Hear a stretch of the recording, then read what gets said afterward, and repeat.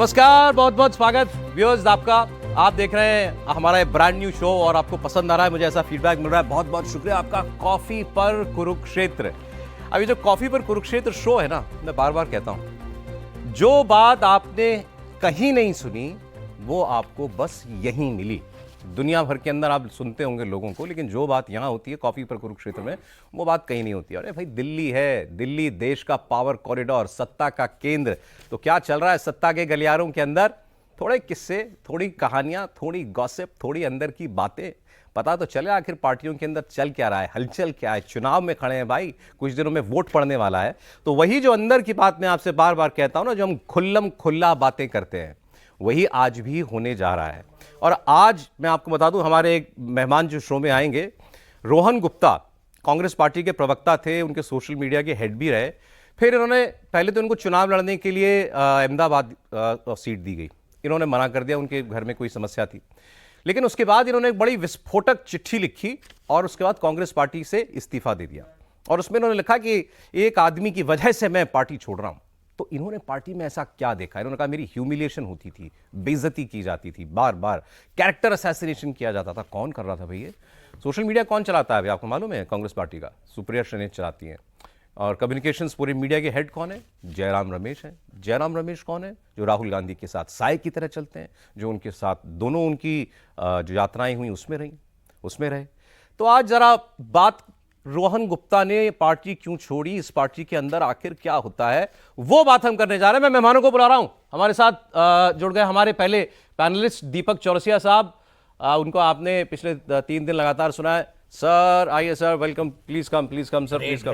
Red आज हम colour coordinated है सर। हाँ, तो थोड़ा बहुत ब्लैक आदेश में भी। आदेश रावल हमारे साथ है लोकमत से। आदेश, बहुत स्वागत आपका भी। अरे आदेश ने जो किस्से सुनाए पहले वाले एपिसोड में, मजा आ गया। फीडबैक में आपने नहीं सर, बहुत शानदार गजब की इंसाइट है। वैसे भी इतनी शानदार रिपोर्टिंग करते रहे कांग्रेस की। हाँ। और इंसाइट अच्छी बात यह है, रिपोर्टिंग तो चलो बहुत लोग करते हैं, वो रिपोर्टिंग जो है बता देना कि हुआ क्या था भाई, अंदर चल क्या रहा है, वो आदेश कर देते हैं। तो मैं शुरुआत कर रहा हूं रोहन जी, बस मैं आप एंट्री कराने वाला हूं उनकी। रोहन गुप्ता जी आ गए सेट पर। बहुत स्वागत रोहन जी। बैठिए please. Congratulations for new look. Oh, thank you so much and congratulations on your new party. Thank you. ये बहुत अच्छा था। आज ही भाजपा ज्वाइन किए, मुझे लगा ये पटका मैंने उसके हिसाब से ही बोला कि आप मुझे बोले हैं। और मुझे लगा पटका वटका पहन के आओगे। बिल्कुल पटका बीजेपी का मंगवा लेते हैं ही पटका। आप पटका पहन के बैठो सर। बिल्कुल भाई, मंगवा लेना। वही पटका लाओ, बीजेपी वाला पटका लाओ रोहन जी का। खैर रोहन जी की चिट्ठी मेरे हाथ में है। रोहन जी, मेरा कर्तव्य है, फर्ज है, इस शो की कुछ शर्तें बता देना। एक ही शर्त रखते हैं, और कोई नहीं, छुपाना कुछ नहीं, बिल्कुल सब बताना है, सब बोलना है। 100%। ये दोनों लोग तो एक अपनी ये शर्त पे खरे उतरे हैं, बताते आए हैं। तो आज आपसे वही उम्मीद मैं कर रहा हूं सर। अभी जो चिट्ठी आपने लिखी थी टू श्री मल्लिकार्जुन खड़गे जी, चिट्ठी है ये 22/3/2024, 22 मार्च को आपने लिखी। आपने इसमें पहले तो आपने अपना कैंडिडेचर वापस ले लिया लोकसभा चुनाव का। उसमें आपने आपके फादर की तबीयत ठीक नहीं थी, I hope he is well. फिर इसमें आपने लिखा कि मुझे एक शख्स जो है लगातार ह्यूमिलिएट करता है, मतलब मुझे बेइज्जत करता है और मेरा कैरेक्टर असैसिनेशन करता है, और मैं उससे परेशान होकर के ये पार्टी छोड़ रहा हूं। आपने एक आदमी के लिए पार्टी छोड़ दी। बिल्कुल। कौन है वो आदमी? जिसके नाम में राम है। जयराम रमेश। आप बोल सकते हैं, बट मैं नाम नहीं लूंगा, बट आप समझने की चीज है। आप जयराम रमेश ही हम सब समझ रहे हैं। जयराम रमेश क्या काम देखते हैं सर? देखिए, वो कम्युनिकेशन के इंचार्ज हैं।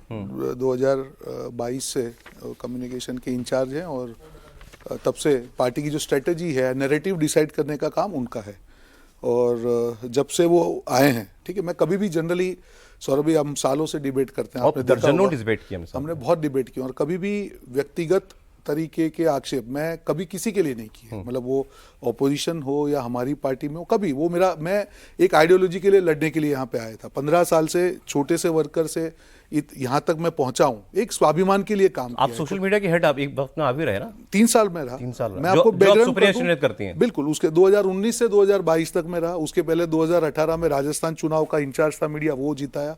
2017 का गुजरात का जो कैंपेन था कांग्रेस का, वो मैंने किया। 2022 सोशल मीडिया 3 साल किया। उसके बाद राष्ट्रीय प्रवक्ता रहा। उसके बाद कर्नाटक में मीडिया की जिम्मेदारी की। उसके बाद तेलंगाना में की। 15 साल तक कोई एक्सपेक्टेशन के बिना, सिर्फ ये था कि एक स्वाभिमान हो, एक पार्टी में एक छोटे वर्कर के तौर पे 15 साल तक यहाँ पे पहुंचे तो एक ही एक्सपेक्टेशन था। पर जब से ये महानुभाव, जो मैं उनको महानुभाव कहूंगा क्योंकि जो ग्रास रूट से कनेक्ट, कोई भी पार्टी की जो नैरेटिव है वो बॉटम अप होना चाहिए, नीचे का जो नैरेटिव है वो पार्टी का नैरेटिव बनना चाहिए। दो सेंट्रल नैरेटिव जो कांग्रेस पार्टी को 60 साल तक शासन में रखा, एक है नेशनलिज्म, राष्ट्रवाद की हम बात करें, और दूसरा है सेंटर, मतलब ना लेफ्ट ना राइट, सेंटर बीच में, जिससे हर भारतीय के एक एस्पिरेशन को, और ये दो आइडियोलॉजी मेरी भी आइडियोलॉजी थी। सनातन की हम बात करें तो दिल में है, आज हम भी घर में 3 बार पूजा करते हैं, सनातन की बात करना कोई एंटी कांग्रेस पार्टी की बात तो नहीं हो सकती। ये दोनों नैरेटिव पे जब से इन्होंने चार्ज संभाला है, पार्टी का जो स्टैंड है प्योर लेफ्टिस्ट हो गया। जिस लेफ्ट के खिलाफ कांग्रेस पार्टी हमेशा से कम्युनिस्टों की तरफ सोच होगी 100% टोटल। आप देखिए ना, आप जब ये कम्युनिस्ट है क्या वैसे ये शख्स जयराम रमेश? मैं ये नहीं, व्यक्तिगत टिप्पणी में नहीं कर रहा हूं, वो क्या है मुझे नहीं मालूम है, पार्टी के पदाधिकारी उतना मैं जानता हूं। तो जब ये सनातन का ये मामला हुआ, जब डीएमके के नेता ने, हम सारे, मैं मेरी बात नहीं कर रहा हूं, जितने प्रवक्ता, क्योंकि ये बेसिक कोई भी भारतीय होगा, वो कांग्रेस का प्रवक्ता होगा या देश का नागरिक होगा, ये तो करे यार, ये स्टेटमेंट को हमको अपोज करना ही करना है। वो जो डीएमके के नेता स्टालिन साहब के बेटे ने जो सनातन को मारन, उदयनिधि स्टालिन, जो मतलब आप सोच नहीं सकते हैं कि आप सनातन के, देखिए उनकी केसी वेणुगोपाल ने प्रेस कॉन्फ्रेंस की उसके बाद, और प्रेस कॉन्फ्रेंस में सवाल पूछा गया तो उन्होंने कहा ये तो फ्रीडम ऑफ एक्सप्रेशन। एग्जैक्टली, मैं आपको यही कह रहा हूं, how can this be freedom of expression? You are hurting sentiments of crores of Indian. ये फ्रीडम ऑफ एक्सप्रेशन कैसे हुआ? आप ये लाइन आपने, उसके बाद भी आप मीडिया में डिबेट्स में तो आते थे, बिल्कुल, क्या बोलते थे फिर आप? मैं यही कहता था, मेरे पास इसका जवाब नहीं था, कांग्रेस पार्टी का प्रवक्ता था, बात को कहीं और लेके जाना पड़ता था, ये मजबूरी थी। क्योंकि मैं, देखिए, मैं एक सैनिक था, मैं पार्टी की लाइन 10 बार फोन करके पूछा कि हमको इसको करना चाहिए, हमको स्ट्रिक्टली ना बोला गया कि डीएम की हमारा अलाई है, हम अफोर्ड नहीं कर सकते। कौन, किससे पूछते थे आप? ये हमारा एक ग्रुप होता था, स्ट्रेटेजी ग्रुप होता था कम्युनिकेशन का, जहां पे डिस्कशन होता था। नहीं, वो लाइन तो कोई देता होगा ना कि आज की पर्सनली डिबेट फोन की पे लाइन बात कर लिया, जैसे जो वहां पे 2-3 लोग जो हैं, जो लोग बैकएंड संभालते हैं, नाम में मैं नहीं पढ़ना चाहूंगा, वो जो पार्टी का लाइन कम्युनिकेट करते थे, मैं यही समझना चाह रहा हूं आपसे, ये पार्टी की लाइन कि भाई ये उदयनिधि स्टालिन ने जो सनातन पर बोला है, इस पे हमको इसको उल्टा, हमें इसको क्रिटिसाइज नहीं करना है, बिल्कुल। तो ये डायरेक्शन किसकी है? देखिए, पहली बात तो इस सब्जेक्ट पे डिबेट में नहीं जाने की बात हुई। हाँ। दूसरी बात तो पहले तो इस पे प्रेस कॉन्फ्रेंस होनी चाहिए थी। एआईसी, मैं रिएक्शन की बात नहीं कर रहा हूं, it has to be proactive के कांग्रेस पार्टी बाकायदा प्रेस कॉन्फ्रेंस करके क्लियर कहे कि ये हमको एक्सेप्टेबल नहीं है और इसका हम विरोध करते हैं। वो नहीं हुआ। तीसरी बात, जब हम डिबेट में जाते थे तो ये कहा जाता था कि जब ये सवाल आए तो आप इसको अवॉइड करना, इसका जवाब आपको नहीं देना है। सर, मेरा सवाल फिर वही, ये डायरेक्शन किसकी थी? जयराम रमेश की? ये मैं बोल नहीं सकता हूं। हमको जो फोन आते थे, जो गैस कोऑर्डिनेटर जो थे, जो हमको फोन करते थे, जैसे आपके वहां पे समय मिला तो जो फोन करते थे वो हमको डायरेक्शन देते थे। कौन करता था सर? ये नहीं मालूम। मैं बता देता हूँ, उनकी अपनी मजबूरियां हैं या नैतिकता है या इनकी नैतिकता है। दरअसल जयराम रमेश कम्युनिकेशन के हेड हैं और वही ये लाइन तय करते हैं कि भाई कौन किस मुद्दे पे आज क्या लाइन हम लेंगे। राम मंदिर के इशू पे तय किया गया कि कांग्रेस पार्टी डिबेट से पार्टिसिपेट नहीं करेगी। अब आपको याद होगा, जब प्राण प्रतिष्ठा कार्यक्रम को लेके निमंत्रण सरकार की तरफ से या वीएचपी की तरफ से दिया गया था, चिट्ठी लिखी सब न्यास की तरफ, ठीक है, न्यास की तरफ, हाँ, न्यास की तरफ से, तो केजरीवाल ने भी यही कहा मैं नहीं जाऊंगा, अखिलेश यादव ने भी ये कहा मैं नहीं जाऊंगा, शरद पवार आदर से कहा और कहा बाद में जाऊंगा। नहीं, शरद पवार ने भी ये कहा नहीं जाएंगे, बाद में जाएंगे। कांग्रेस पार्टी ने भी ये कहा, लेकिन सबसे ज्यादा जूते किसको पड़े? कांग्रेस पार्टी को। उसकी भाषा क्या थी? वही भाषा, उसी की तो बात कर रहा हूं मैं उसी भाषा की बात कर रहा हूँ। वो ये आरएसएस की, आरएसएस ने अपना प्रोजेक्ट बना लिया है। बेसिकली मैंने आपके लास्ट शो में एक बात कही थी, जब जिस दिन हमारा पहला शो था, कि बेसिकली जयराम रमेश एक अच्छे ड्राफ्टमैन है, वो अच्छे से ड्राफ्ट करते हैं, लेकिन वो जो ड्राफ्ट था, जो राम मंदिर का निमंत्रण आपने स्वीकार किया अच्छे से, लेकिन कहा कि हम उसमें नहीं जाएंगे क्योंकि ये राजनीतिक कार्यक्रम है बीजेपी का, उस भाषा के ऊपर कांग्रेस पार्टी की बहुत आलोचना हुई। बिल्कुल हुई थी। अब क्या है, सारे कम्युनिकेशन के जितने भी फैसले जयराम करते हैं, इसीलिए उनको वहां बिठाया भी गया उस पद के ऊपर। तो रोहन गुप्ता जिस नाम को नहीं ले पा रहे हैं कि वो दिशा निर्देश कहां से आते थे, दरअसल वो दिशा निर्देश जयराम की तरफ से ही आते थे, और वो भी जाहिर तौर पर ऊपर से पूछ के करते होंगे, लेकिन जो भाषा का चयन किया गया उसमें कांग्रेस पार्टी को भारी आलोचना जरूर है। अगले सवाल पर अब किस मुद्दे पर क्या बोलना है ये जयराम रमेश डिसाइड करते हैं, लेकिन राम मंदिर की प्रतिष्ठा के, प्राण प्रतिष्ठा के हम समारोह में नहीं जाएंगे, ये फैसला किसका था? नहीं, जाहिर तौर पे पार्टी का था, मल्लिकार्जुन खड़गे का था और केसी वेणुगोपाल का था, जयराम रमेश का था। कलेक्टिव डिसीजन था।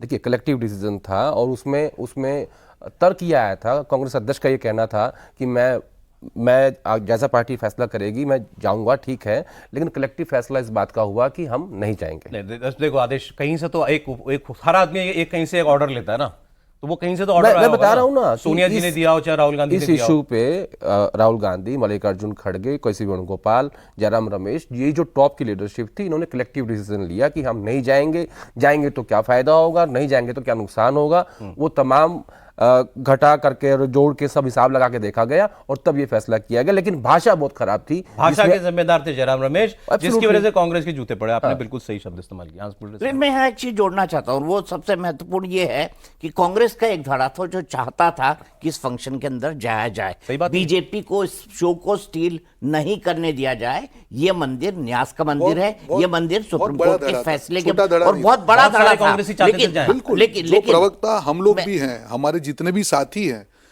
ये एक आस्था की चीज है, ये पॉलिटिकल डिसीजन नहीं है। आप समझिए बात को, जब श्री राम की हम बात कर रहे हैं, ये पॉलिटिकल डिसीजन कहां से हो सकता है? पॉलिटिकल इशू इसको कांग्रेस ने बनाया ना, जो आपने कम्युनिकेशन, ये तो पॉलिटिकल इशू था ही नहीं।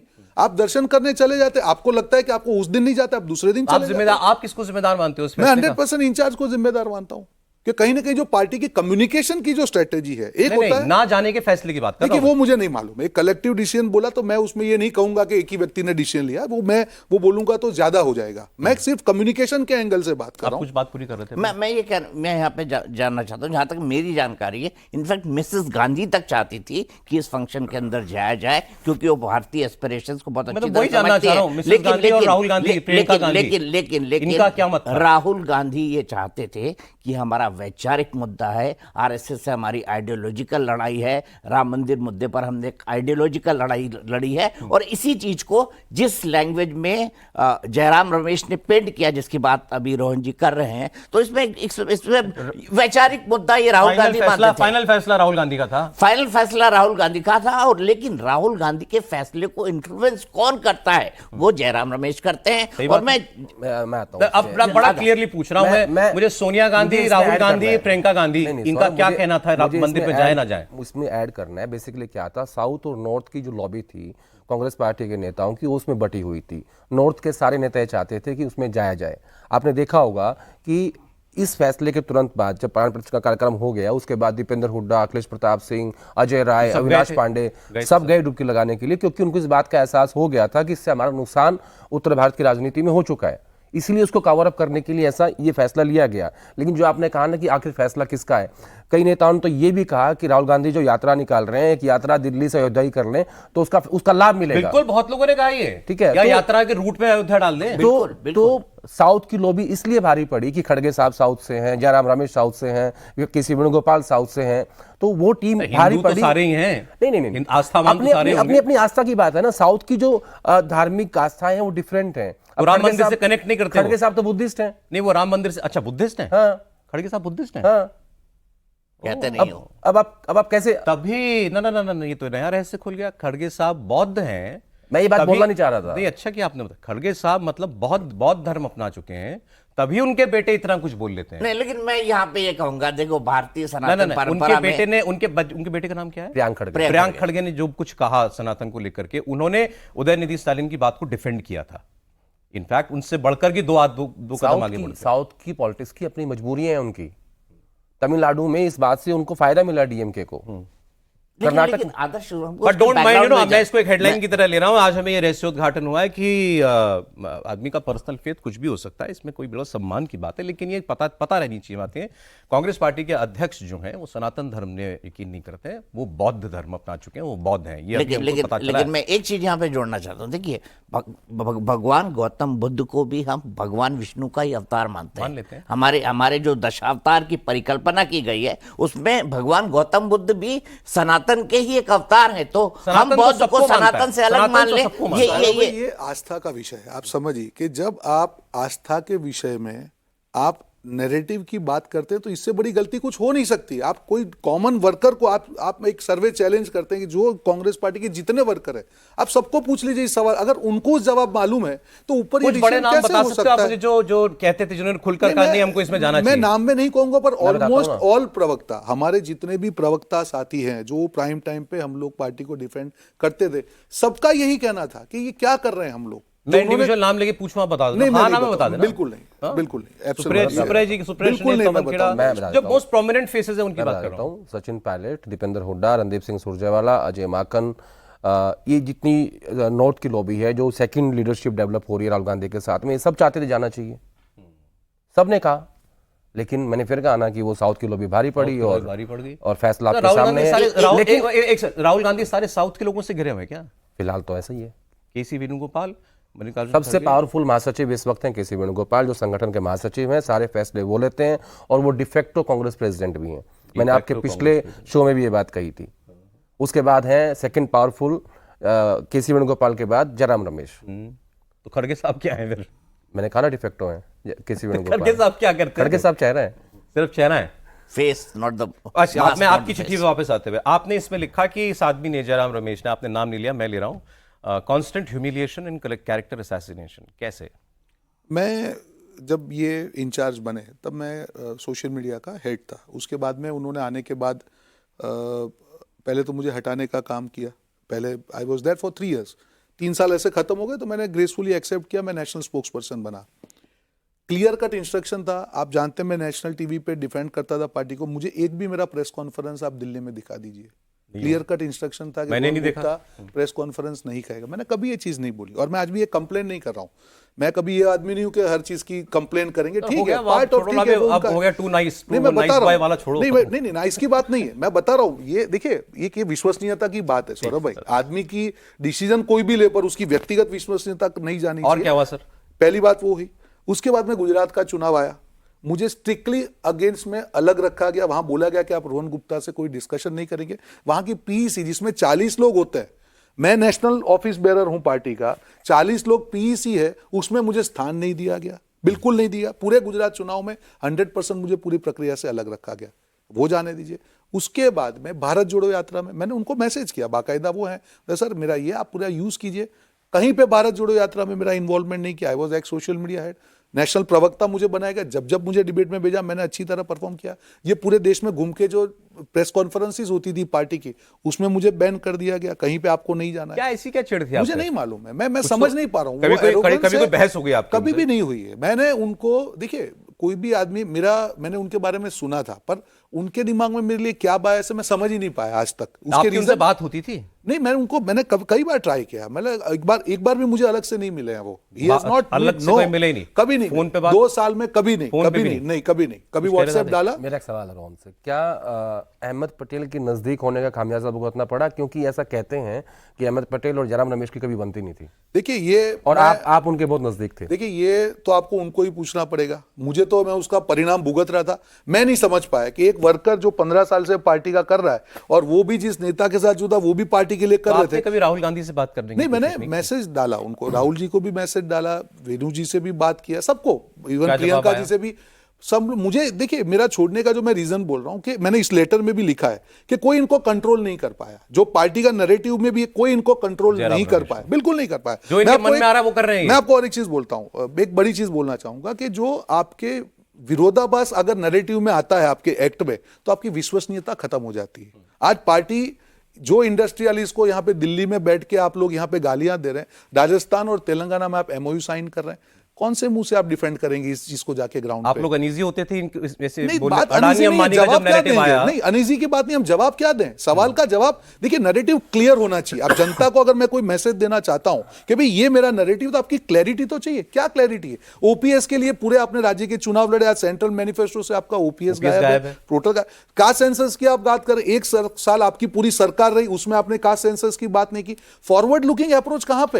हर चीज में भी। और एक चीज, जितने भी यंग लीडर है, देखिए हर बार ये अटैक होते थे, हम भी डिबेट में करते थे कि ये लालच से चला गया, डर से। एक और भी चीज होती है आत्मसम्मान। हम अगर 15 साल से, मैं गुजरात से हूं सौरभ भाई, वहां पे मैंने तो कभी सत्ता नहीं देखी है, तो मेरी तो कोई लालच भी ना डर भी है। अगर मैं 15 साल से डिफेंड कर रहा हूं और मेरे आत्मसम्मान पे ठोस पहुंचेगी और कोई उनको रोकने वाला नहीं है, जो चीज आज मुझे खराब लग रहा है मैं वो कर रहा हूं, पर कोई रोक नहीं पाया। अच्छा सर, हम अक्सर ये बातें करते थे कि एक राहुल गांधी एक मुद्दा उठाते हैं, फिर उस पर कई दिन वो उसी बोलते हैं और रट की तरह बोलते हैं, वो रट के। और फिर उन्होंने एक बार ये भी कहा था, मैं जिद्दी हूं।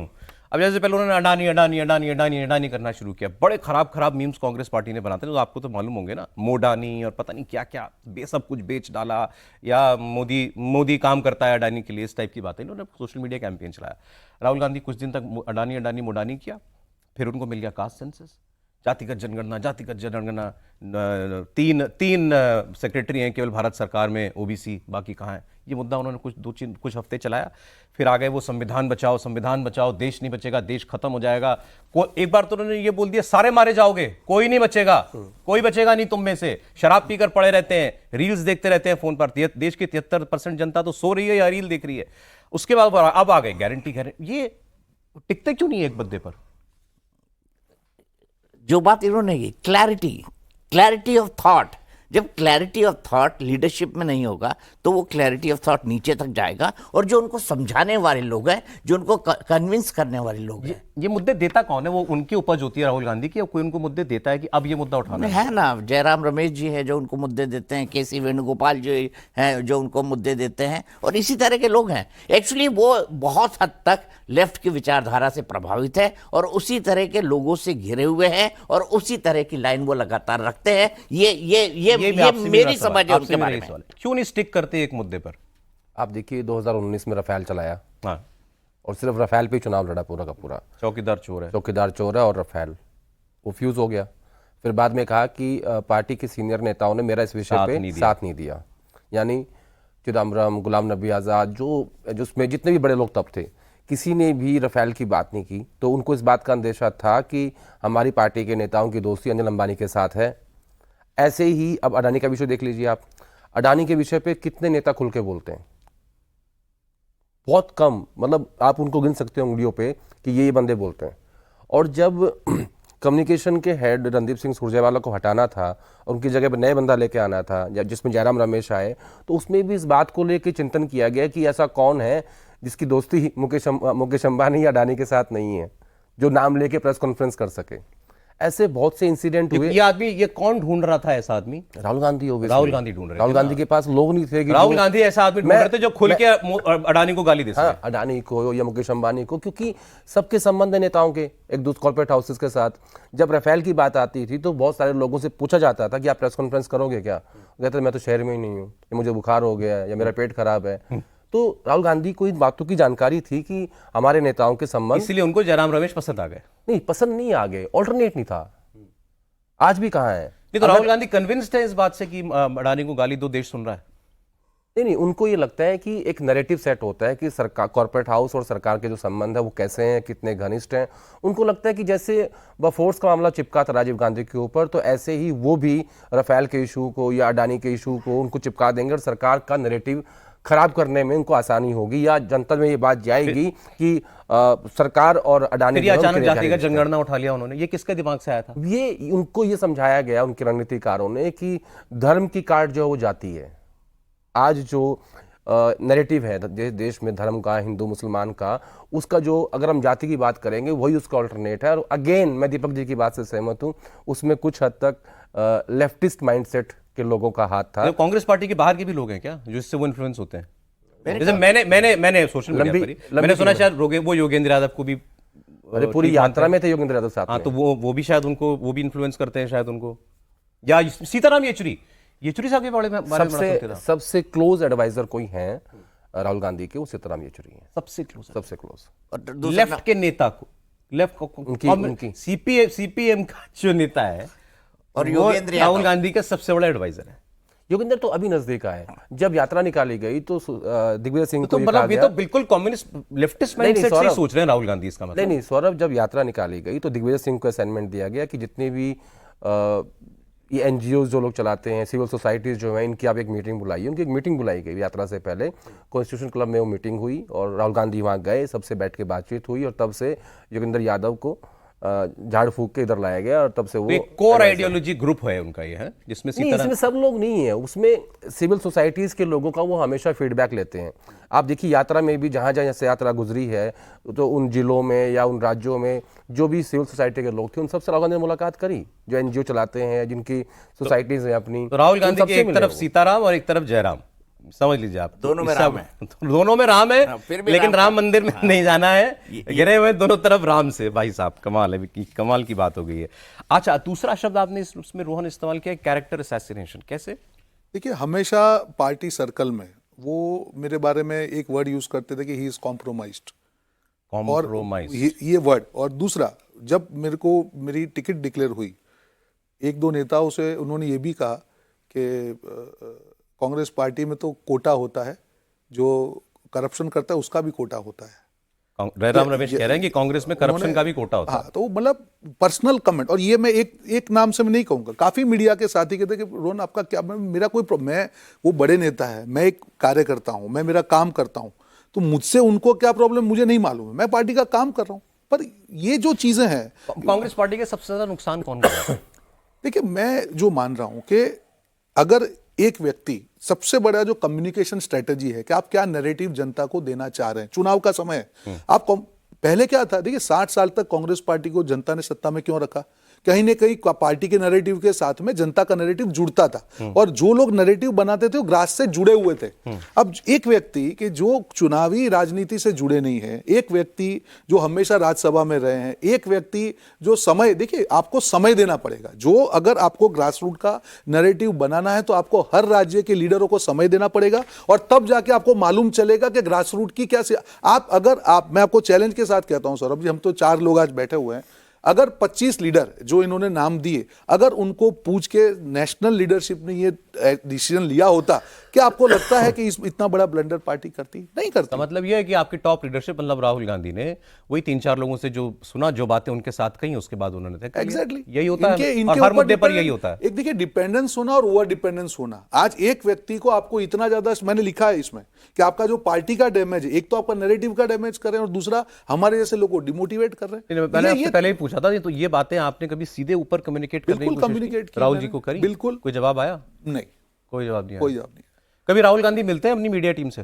मिलते हैं, बीच में मिलते हैं, बट तब भी कोई मेरे नहीं बोलता। स्पोक्स पर्सन बनने के बाद मुझे नहीं मिले, वो नहीं मिले। मैंने मैसेज डाले, और मैसेज आपको वेणु जी क्यों को भी लगता है जयराम रमेश के इतने क्लोज है? मतलब जयराम क्यों इतना मुझे close है देखिए, उनसे? कई चीजें क्या होता है कि जैसे देखिए, राहुल गांधी व्यक्तिगत तौर पे एक अच्छे व्यक्ति हैं, आई विल नॉट से कि भाई उनका इंटेंशन खराब है, पर होता क्या है कि आप जो लोग, आप जिसको आप सिलेक्ट करते हो, वो अगर मैं भी हूं, मेरे इर्द गिर्द के लोग जो मैं सिलेक्ट करता हूं, मुझे उसमें बहुत ज्यादा अलर्ट रहना पड़ता है कि क्या उस व्यक्ति में वो दम है कि मुझे नीचे का फीडबैक, या तो मैं डायरेक्ट फीडबैक लूं, या मैं उस व्यक्ति को रखूं कि जो मुझे सही फीडबैक दे। जो फीडबैक की जो कम्युनिकेशन लाइन है, राहुल गांधी का फीडबैक सिस्टम ही कॉम्प्रोमाइज है। नहीं, मैं इस व्यक्ति के लिए बात कर सकता हूं, बाकी का मुझे नहीं मालूम। बाकी का तो वो बता रहे हैं। बाकी वो बताएंगे, मैं इनकी बात कर रहा हूं, जो मैंने भुगता है वो मैं आपको बात कर सकता हूं। बट विरोधाभास जो मैं देख रहा हूं सौरभ भाई, इनके बनने के बाद में पार्टी के नैरेटिव में, वो केजरीवाल की हम बात करें, हम सनातन की बात करें, ओपीएस की बात करें, ये जो हमारी यंग लीडर्स हैं उनको जो सब लोग क्यों जा रहे हैं? सब लोगों का ये नहीं कि कोई लालच है, आपकी सुनवाई नहीं है, वो विंडो ही बंद हो चुका है कि जहां पे जाके कांग्रेस पार्टी का कोई वर्कर या नेता अपने मन की बात करे। आज जो आपकी पार्टी, मतलब आपकी, अब ये नहीं, पुरानी पार्टी के लोग तो ये कहते हैं, मैं सुप्रिया जी को देखता हूँ इतनी तारीफें लिखती हैं, राहुल गांधी ये हैं, राहुल गांधी वो हैं, जननायक हैं, बड़े सरल व्यक्ति हैं, सबसे मिलते हैं, बात करते हैं। तो आप लोगों से नहीं बात करते? मुझे नहीं मालूम है उनका जो एक्सपीरियंस होगा, मैं ये नहीं, देखिए मैंने क्या कहा, सरल व्यक्ति है, मैं भी ना नहीं बोल रहा हूँ, आज व्यक्ति अच्छे वो है, पर जिस फीडबैक पे वो पार्टी के डिसीजन कर रहे हैं, अगर वो फीडबैक ग्रास रूट के फीडबैक से अलग है तो गलत है ना, कहीं ना कहीं मुझे कोर्स करेक्शन करना। अब एक बार जैसे बीच में आपने देखा हो ना दीपक जी की राहुल जी जो है अलग अलग रोल प्ले करने लगे थे,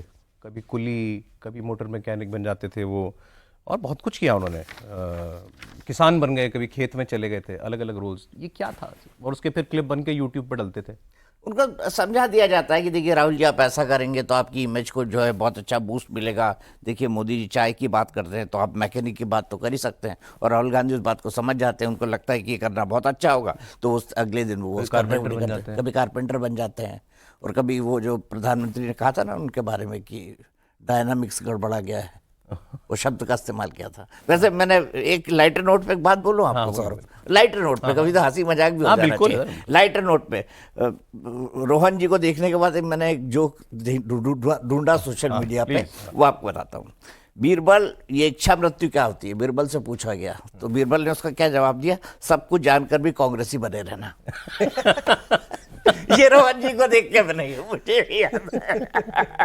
तो मैं अभी इच्छा मृत्यु से बाहर आ गया। इच्छा मृत्यु से बाहर आ गया। और उनका क्या जो इस दौर में मजाक था सर, मजाक था सर, नहीं नहीं दीपक मजाक जी, था। उनका क्या जो इस दौर में कांग्रेस पार्टी में शामिल हो रहे हैं? भगवान भला करे उनका। नहीं ये रोल प्ले वाली बात बताओ देशना, किसने सिखाया इनको कि कभी बड़े कारपेंटर बन जाओ, कभी ट्रक में चलो, कभी किसान बन जाओ, कभी मोटर मैकेनिक बन जाओ? देखिए, राहुल गांधी की ना एक सोच है, उनको लगता है कि मैं डिफरेंट प्रोफेशन के लोगों से मिलूंगा, उनकी समस्या को समझूंगा, फिर उसका समाधान करूंगा। अब आप देखिए, लद्दाख में जाके उन्होंने बाइक से वो काफ़ी पूरा रीजन कवर किया। फिर वो ट्रक्स में बैठ के मुरथल से चंडीगढ़ की तरफ गए, ट्रक वालों की समस्या जानी, और यही काम उन्होंने न्यूयॉर्क में भी किया। ट्रक से गए, वो न्यूयॉर्क से वॉशिंगटन गए थे शायद, जहाँ तक मुझे याद है। फिर बाइक मैकेनिक की जो मार्केट है वहाँ पे गए। फिर कीर्तिनगर गए, फर्नीचर मार्केट में गए। फिर आनंद विहार गए, कुलियों से मिलने के लिए, उनकी समस्या समझी। और इसके अलावा वो डिफरेंट जो ग्रुप्स होते हैं या जो भी जिनको लगता है कि इनकी आवाज़ नहीं सुनी जा रही है, फिर फार्मर से मिलने गए सोनीपत में, और खेत में उतरे, धान लगा रहे थे। तो उन्होंने, किसी ने कहा कि हमें आपके घर आना है, तो उनको फिर अपने घर भी बुलाया, और सोनिया गांधी ने अपने हाथ से उनको खाना भी परोसा। प्रियंका गांधी भी वहीं पे थी। स्टंट जैसा नहीं लगता ये? नहीं, स्टंट नहीं, आप देख लीजिए, राहुल गांधी स्टार्टिंग से ही ऐसे हैं, चाहे वो भट्टा परसोल की बात हो या उससे पहले सरकार के दौरान भी वो मनरेगा मजदूरों के बीच गए और एक तसला लिया, उसमें मिट्टी डाल के ढोई। देखिए, मैं इन चीजों को गलत नहीं मानता हूं कि ये होना चाहिए, पर आपका जो मैक्रो नैरेटिव है, मैं मतलब ये कर रहा हूं, ये इनफ नहीं है। आप बड़ी चीज जो है वहां पे आप गलती कर रहे हैं। अब तो आप भाजपा में आ गए, चलो छोड़ो, आप समय भी कम रह गया है। आपने एक आदमी से अपनी सारी परेशानी बता दी। जयराम रमेश मान लो कांग्रेस पार्टी से बाहर हो जाते हैं, तो पार्टी ठीक है? बिल्कुल नहीं, दूसरे जयराम खड़े हो जाएंगे। मुद्दा यहाँ पे, मैं आपको यही कह रहा हूं, ये मैं देखिए 15 साल तक पार्टी में रहा हूं, मुझे पार्टी ने सब दिया, मैं कभी एक वर्ड भी, आज भी पूरे दिन में मैंने कभी वो, क्योंकि वो मेरे संस्कार के खिलाफ है। यहाँ एक बेसिक चीज समझनी होगी कि एक विपक्ष की भी एक भूमिका है। वहां पे आप जब नैरेटिव तय करते हैं, तब जनता के, आप जब अलग हो जाते हैं तब ये हाल होता है। दूसरी चीज, मैं भाजपा में जुड़ा हूं, 20 दिन मैंने लगाए हैं सौरभ जी, 20 दिन। ऐसा नहीं है कि इजी होता है, आई एम इमोशनल पर्सन, ऐसा नहीं कि शुरू है कल मुझे कचकुल मिल रहा है, नहीं, बिल्कुल नहीं। जब मैं कंपेयर कर रहा हूं कि विजन क्या है, देश क्या चाह रहा है, देश आज अर्बनाइजेशन की तरफ जा रहा है, देश बड़े मुद्दों पे एक विजन चाह रहा है कि पार्टी क्या कर रही है। डिफेंस एक्सपोर्ट की बात है, हम लोग आज उन्होंने बात की, वाटरवेज की बात करी, इसकी डिफेंस की बात करी, इंडिया को 3rd नंबर की, तो वो नैरेटिव कहां है? आज कांग्रेस उससे बहुत दूर हो गया आपके। बिल्कुल, जो ग्रासरूट नैरेटिव है, एक्सपेक्टेशन ऑफ यूथ से समय बिल्कुल खत्म हो गया। हाँ बिल्कुल, राम के भरोसे बीजेपी नहीं है, कांग्रेस है। राम के भरोसे है। चलिए, आज कॉफी पर कुरुक्षेत्र में समय इतना ही, समय रोज ही कम पड़ जाता है हमारे साथ। आप भी बार बार कह रहे हैं समय बढ़ाओ, कोशिश कर रहे हैं कि इस प्रोग्राम का समय बढ़ जाए। पसंद आ रहा हो आपको, ना फीडबैक हमें भेजते रहिएगा। आपको क्या पता चला? मैंने आपसे कहा था कुछ अंदर की बातें, पावर कॉरिडोर में क्या हो रहा है, कुछ किस्से, कुछ कहानियां, कुछ गॉसिप।